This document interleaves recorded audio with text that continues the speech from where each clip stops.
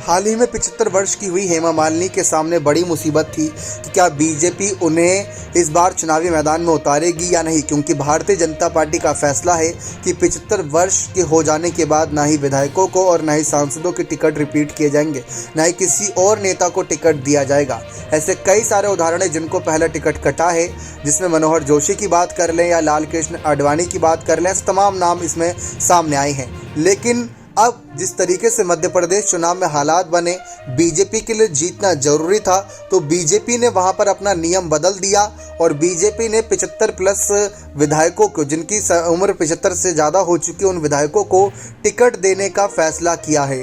जी हाँ, आप सभी को बता दें कि उन्होंने करीब आधा दर्जन नाम ऐसे हैं जिनकी उम्र 75 वर्ष से अधिक हो चुकी है, उन नेताओं को टिकट मिला। इसीलिए हेमा मालिनी जो सबके निशाने पर थी, जिनकी उम्र हाल ही में 75 वर्ष हुई, जबकि उन्होंने खुद कहा था कि उम्र सिर्फ एक नंबर है, मैं उतने ही जोश और जुनून के साथ मथुरा पर कहीं ना कहीं पूरी तरीके से अपना कामकाज रखना चाहती हूँ, जनता की सेवा करना चाहती हूँ। भगवान श्री कृष्ण की जन्मभूमि है तो वहाँ पर उनकी सेवा में लगी रहना चाहती हूँ दिन रात। तो ये बात हेमा मालिनी ने साफ तौर पर कही थी। उन्होंने कहा था कि आला कमान से सिफारिश करूंगी कि टिकट ना काटें, उनको फिर से इसी सीट से मौका दें।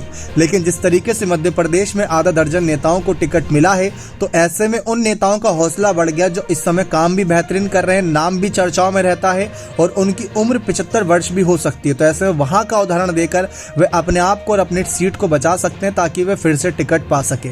तो मोदी शाह के ये फैसले से कहीं ना कहीं हेमा मालिनी को बड़ी खुशखबरी मिली है। लेकिन क्या ये खुशखबरी हेमा मालिनी को मिली है?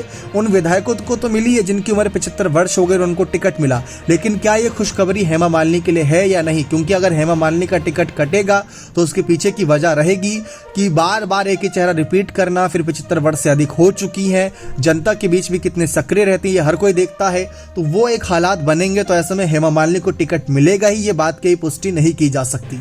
लेकिन ऐसे कई सांसद है जिनकी उम्र 75 वर्ष की हो चुकी है, लेकिन इस बार उनको टिकट मिलेगा या नहीं, उनमें चर्चा इस बात की है कि उनको आगे बढ़ाएं या नहीं, ये बीजेपी के आलाकमान फैसला करेंगे।